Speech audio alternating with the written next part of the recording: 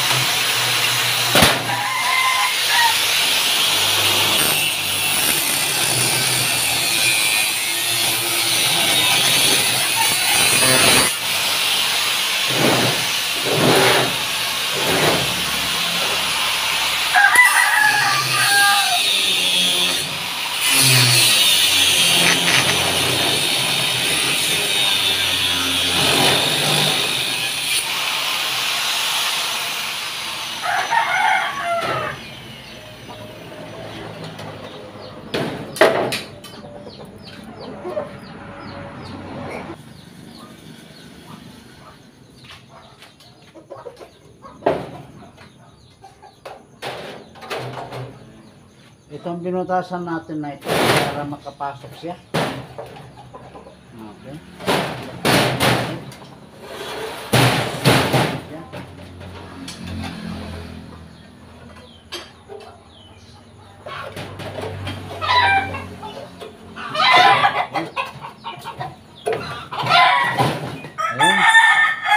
Simple lang po yung binutasan natin na ito rito ay para may ilagay natin ito rito dahil ito ay puro gawang bakal ito ang rice mill.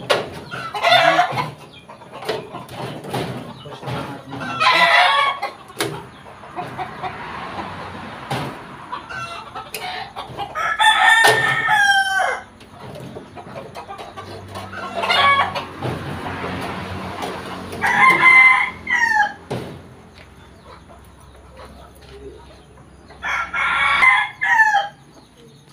Okay, tuloy-tuloy lang po yung ating Mahal, alahin daw, welding daw.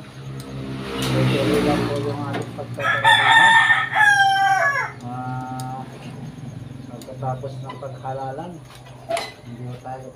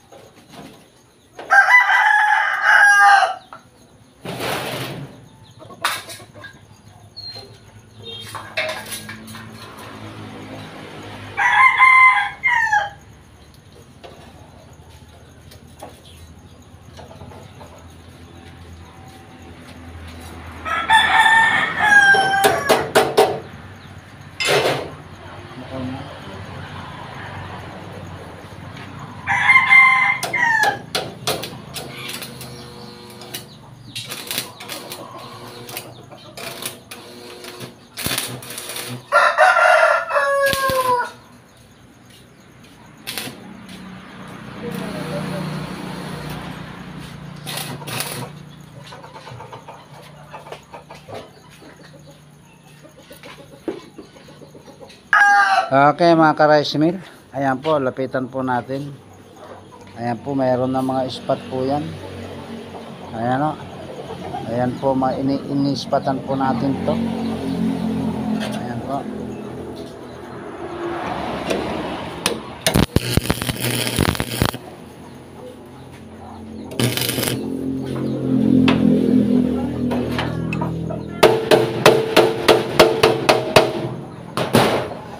Importante po mailagay natin muna ito. Pag nailagay natin ito, tsaka nagay natin yung screen. Ayan na po yung kanyang screen. Ayan po, may mga ispat-ispat na po lahat yan.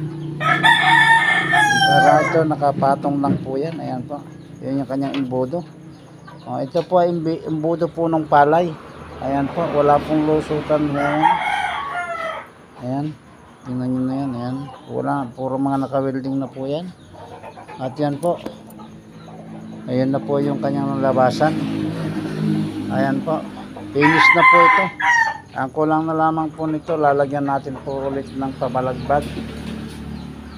Ayan, simula rito, papabalagbag naman doon. Okay, tatlong bakal para ito ganito. At ang paglalagay po nito ay patagilid po, huwag nakapa. Ayan, kontinan nyo to, puro mga nakapatagilid. Yung pinakampalikpik nya nasa taas. Lahat po yan, yung pinakampalikpik nya yan ay nasa taas. Ayan, hindi mo natin kailangan ipabalagbag para hindi mag-stuck yung palay. Kailangan nakapatagilid yung kanyang palikpik, nakatagilid po yan. Okay, tignan nyo po sa bawat mga kanto. Ayan, pantay lang po yan, dinawasan po natin yan. Ayan, ganyan po lahat yan, pantay lahat yan sa bawat kanto. Ayan po. Okay, mga ka-rice mill, ayan po yung paggagawa po natin ng mga shifter. Ito po ay shifter po ito ng palay. At pag ilagay na natin ito, pwede na rin po natin ilagay itong screen na nasa ilalim. Ayan po yung mga paggagawa natin. Okay. At yung ating paglalagay ng screen sa ibabaw, kung nakikita nyo po yung screen na ayun, kulay pula. Ayan po, pinipinturahan po natin yan. Ayan rin po, yung nakaano na yan ay para sa palay naman po yan. Ayan, screen po yan. Ano pangalan ito? Shifter sa bigas po yan. 7 feet. Ito ay 3 feet po ito, 3 feet. Ayan, 3 feet po yung ating screen. Kaya standard po ang mga sukat nito lahat. At ayan na po.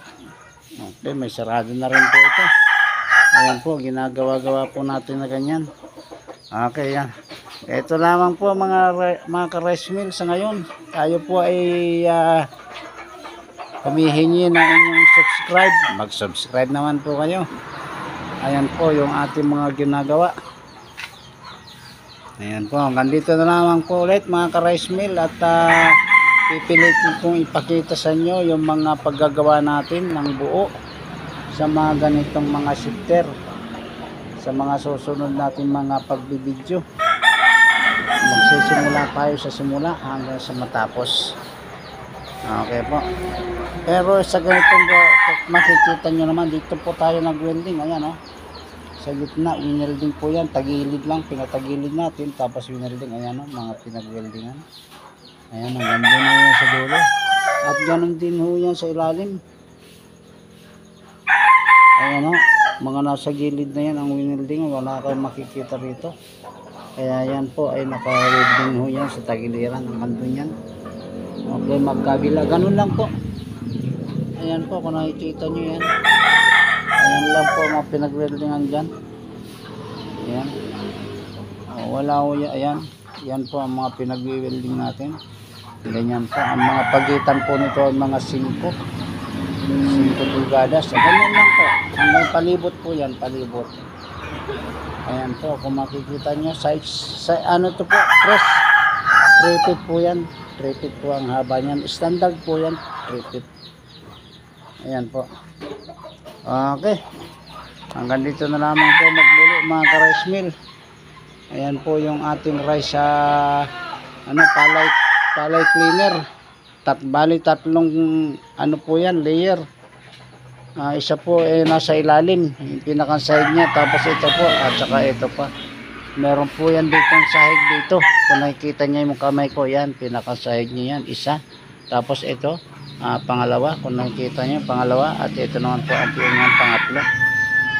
Ayan po, kaya 3 layer po ito mga ka-rice mill, para sigurado pong malinis ang pupunta sa rice mill. Ayan po, ganyan lamang po yung ating mga trabaho. Kaya doon sa mga nagpaplano na gayahin itong ating trabaho, ayan na po, kitang-kita nyo na po yan. At ganoon din po sa mga nangangailangan sa ating mga tulong, hinihiling ko po, lalo na sa malayuan, hinihiling ko lamang po, bigyan kami ng tulugan sa mga bodega lamang po kung saan kami nagtatrabaho, saan kami pinapatrabaho. Diyan na rin po kami matutulog. Sa kadahilanan kami po ay nagtatrabaho ng alas 7, alas 4 ng madaling araw hanggang alas 7 ng gabi, alas 8. At pag nagigising ng alas 4 ulit, nagtatrabaho na naman. Ayan po sa mga nangailangan ng aming serbisyo. Maraming salamat po, maraming salamat. Hanggang sa muli po, magandang umaga po sa ating lahat. Patnubayan tayo nawa ng ating dakilang lumikha. Maraming salamat po muli. Maraming salamat po.